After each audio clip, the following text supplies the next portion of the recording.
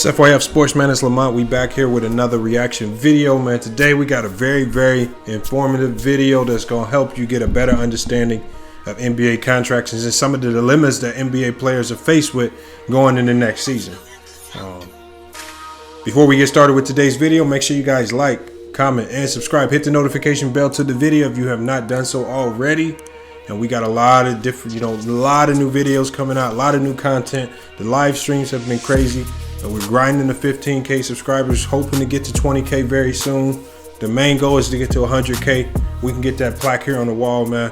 But again, we appreciate everybody who's helping this channel grow. We're going to continue with all of the giveaways. We're going to continue with, all of the live videos and great content. We're going to continue with the live debates for cash prizes. So again, we appreciate everybody who's been helping make this channel great. But today we got a video, man. I came across this video.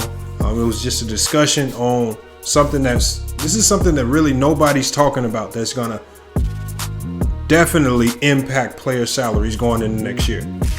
It's gonna impact a lot of decisions for players who were thinking about opting out of big numbers. They may not be so quick to opt out after you watch this video. I know I was over on Ticket TV a month ago, and Ticket TV was basically saying, oh, the number that player, the number that you see on ESPN or the number that you see on TV, that's exactly what the players get. And that's not necessarily true. Obviously, the top end of NBA contracts are loaded with bonuses and things of that nature. On top of the fact that you see what we're talking about right here, the escrow. Now, normally the escrow that NBA players have to pay out of their contract per season is 10% of your salary that season. 10% of your salary that season goes into escrow and is held by the NBA to determine, to see if the profit shares are 50-50 or if it falls under 50-50. And so that kind of determines a player's salary as well. But I'm going to allow them to explain it. The group, this panel on the jump here, they do a great job of breaking this down. What we're going to do is we're going to play the video. We're going to stop it as need be to kind of chop it up and break it down based on some of the things that we've been talking about, because I want to try to correlate a lot of the stuff that they're saying into some of the trade scenarios or contract scenarios that we've been kind of discussing, and how this is actually going to play a bigger impact on free agency than anything. And this is something that nobody's discussing. It's something, and a lot of people like to overlook it and not talk about it because it's more complex. But here at FYF Sports, man, we students of the game. We look at everything, we consider everything. That way we can bring you the most realistic basketball trade scenarios possible. So what we're gonna do is we're just gonna get to the video right now, and we're gonna hear what the crew from the jump has to say about the NBA escrow, something that a lot of you guys were not aware of. Got some money, because people don't normally pay attention to this, right? But the NBA usually actually holds on to a percentage of each player's salary. They put it in escrow. Why? Well, the agreement between the NBA and the Players Union is that however much total revenue the league makes in a given year, the owners and players split it. It's about 50-50. Except when you do a guy's contract in advance, you don't know for sure what the revenue is going to be like every year of the next few years, right? So the league usually holds back about 10% of each guy's salary in escrow. And then at the end of the season, if the league made more money than expected and that 50-50 split is actually higher, players get the money back. If revenues fall short, some or all of that money goes back to the owners. That way they don't have to chase players down and be like, oh, actually, you owe me $20, right? So why is this a big deal now? Well, the contracts players have signed were not designed with coronavirus in mind, right? So no one had any idea we'd be going on to maybe a second season without ticket sale revenues. So if next season has... All right, so we're going to pause it right there. I think Nichols did a great job of breaking that down, just discussing, and you guys saw that chart there. The normal escrow is 10% going in the next season. That escrow can jump up to 40% based on the projected losses the NBA has experienced due to loss of ticket sales and the coronavirus. Again, these contracts, the only thing the NBA and the Players Association have to rely on is the CBA. That CBA agreement is locked in stone. So regardless of any other unforeseen circumstances, they still both have to go by the guidelines in the CBA. And the CBA calls for this escrow to increase based on the losses that the NBA has had due to the coronavirus. And if that escrow increases to 40%, almost half of what these players are making, that's going to play major implications into what players do going into this market. But before I even continue to talk on it more, we got some guys on the panel here that, with Paul Pierce, who's been an NBA player, he understands this, and Rachel Nichols. I want to hear what they have to say about it. That way we can go ahead and break down our thoughts on it and how it's going to affect the free agency market going into 2020. To begin, without fans, holding back 10%, not going to do it. That escrow number the league could put out, it could be as high as 40% of guys' salaries. Here's what that would look like. So we took 3 guys at like different salary levels, right? Steph Curry will be the highest paid player next season, $43 million. But in this scenario, they're taking away 40%.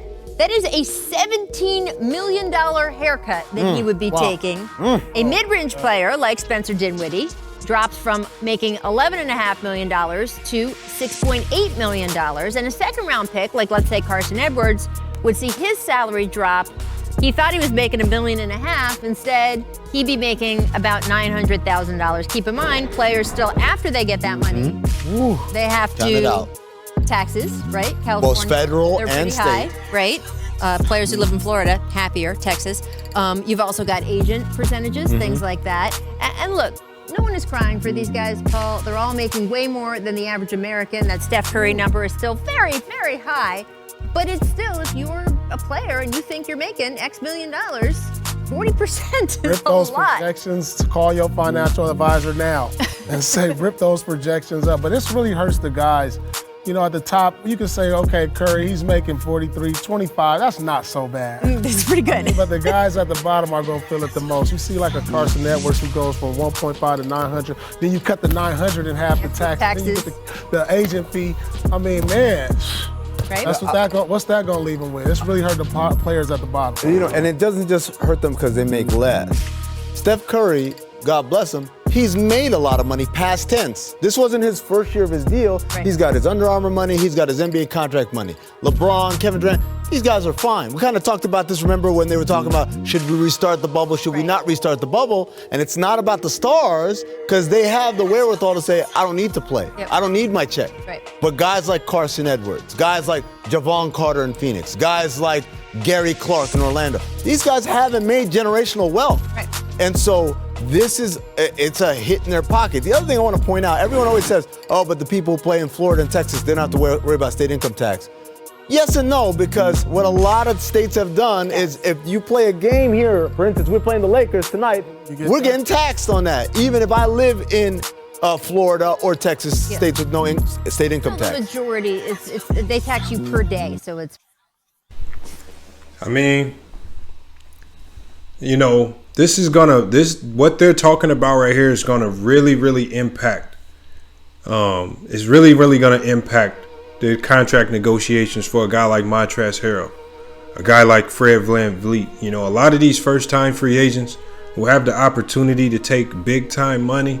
This may even affect a guy like Giannis Antetokounmpo. Giannis Antetokounmpo, that 4 or 5 year extension that the Bucks look to offer him this year, that might look more enticing. He might be less likely to take his chances in free agency. With how the season's been going, if the salary cap drops, if this pandemic, if it really starts to affect the profitability of the NBA, contracts may not look the same after this year. So I really think that this is going to affect a lot of things. I think that guys like DeMar DeRozan and Gordon Hayward, the likelihood that they opt out of their contracts and maybe sign for lesser money but a longer term deal, I honestly don't see that happening, because again, there's only so many opportunities the player's going to have to get 28, 29, 30 million a season. So I think guys like Andre Drummond, these are all players who you're going to see more players opting into their contracts. Now, we've already had a number of players opt out, but with a guy like Rondo, he was only making $2 million. It would not make sense for him to opt into another $2 million deal, knowing that going into next year, the escrow could be 40%. He's going to need to negotiate for a higher deal. This could potentially affect the Lakers' ability to keep him on that roster, because Rondo's probably, and what I expect, a lot of these NBA players should go after the money. They should make sure that they're getting their full value. And you're going to see that more so in this off season because of the escrow. So I think this dynamic right here is going to affect a lot of the scenarios that we thought. I think most negatively is going to impact a team like the Lakers, where, again, I don't think a guy like Kenneth Caldwell-Pope is going to sacrifice money being that the escrow is so high. No, there's no way he's going to sacrifice money and take less to stay with that team, because that escrow he's just going to get penalized by the escrow. So, man, we're going to hear the rest of the jump. This group, they're doing a great job of breaking this down. But I do want to hear what they have to say about this before we wrap it up, and then we can chop it up a little bit more about how this is going to affect players.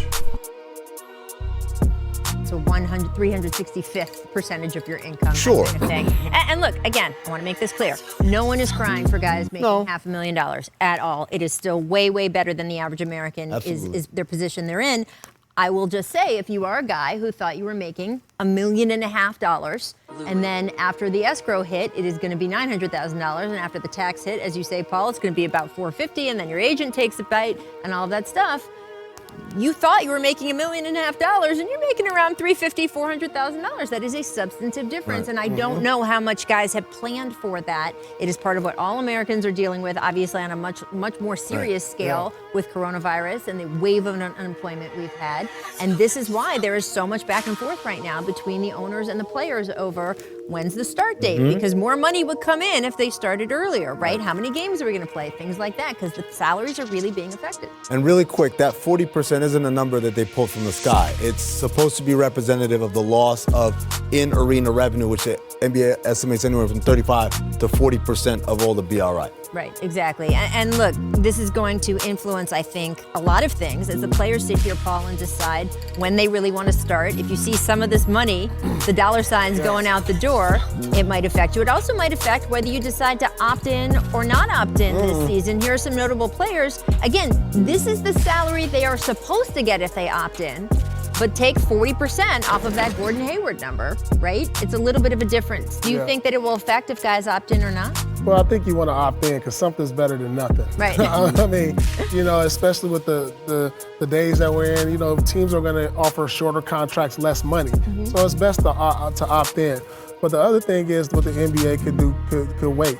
They can wait later in January, February to see if they can get fans back in the arenas, and it'll affect that number a little bit different. So I don't know, which direction that the league is heading in. I know there's been a lot of talks about starting in December, to fulfill TV contracts. But if you wait, you can get fans in there. I'm for it. Well, certainly that is what a lot of the owners were pushing for over the past couple months. And when you see, again, 40%, we talk about the player salaries. We'll think about the owners and what's cutting into their budget of operations and all of that. That's 40% also.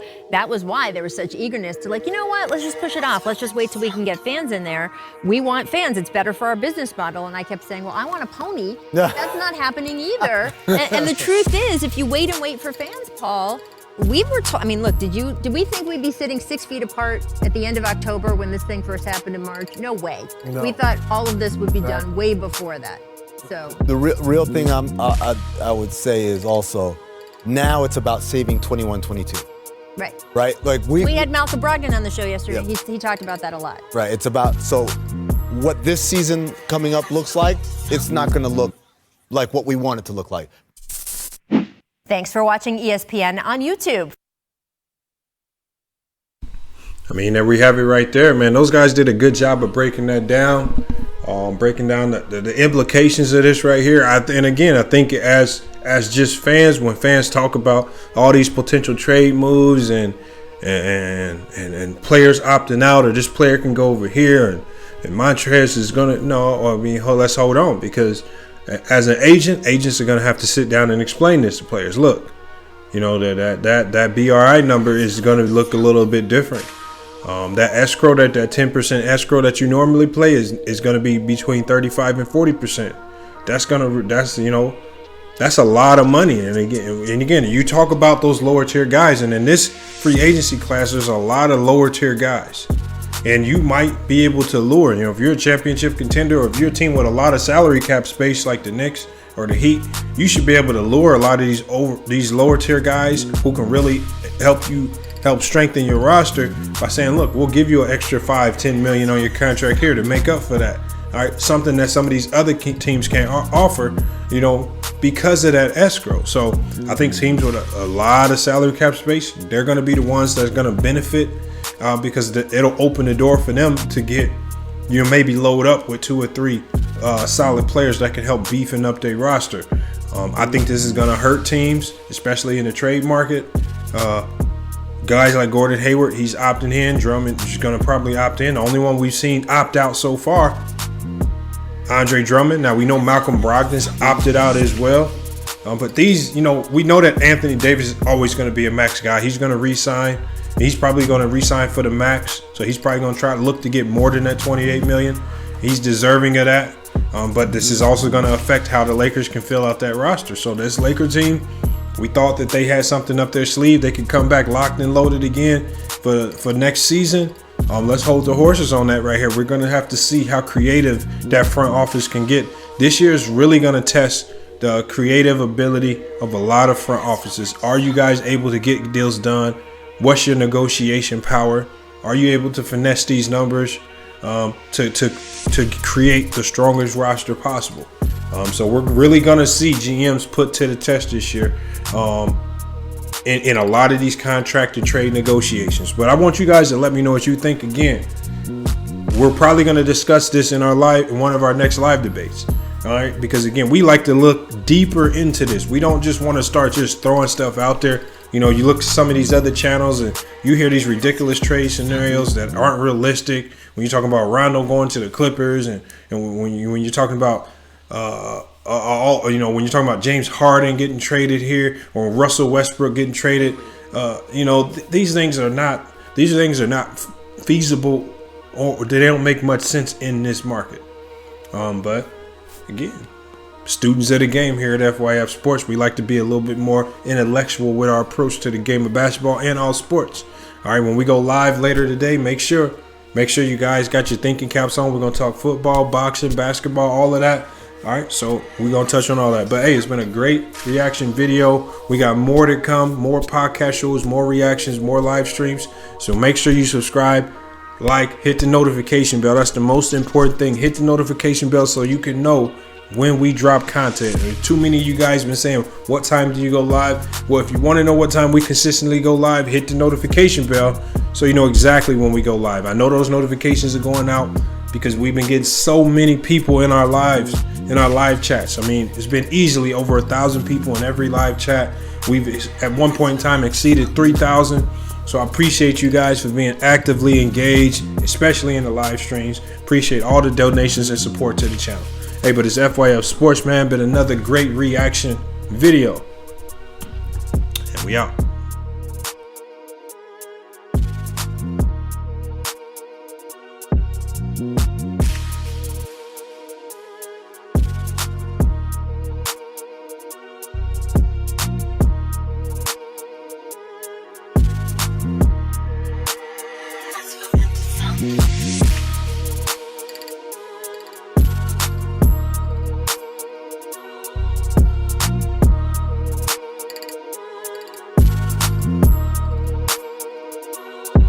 Mm-hmm.